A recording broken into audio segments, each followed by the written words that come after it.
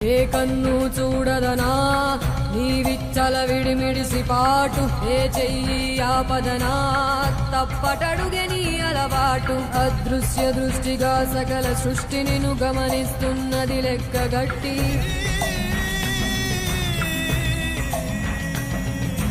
ఎంత బతుకు నీదెంత బతుకువో గుప్పెడు మెతుకుల కడుపు కొరకు ఎన్నాటలు వేటలు అవసరమా మనుజా.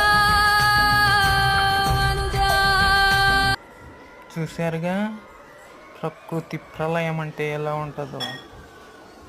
దీని నుంచి ఎవరు తప్పించుకోలేరు. మానవాళి చేస్తున్నటువంటి తప్పిదాలకు ప్రకృతి తప్పకుండా బుద్ధి చెప్తుంది, ఇలాగే చెప్తుంది. అందరూ జాగ్రత్తగా అడుగులేద్దాం. సబ్స్క్రైబ్.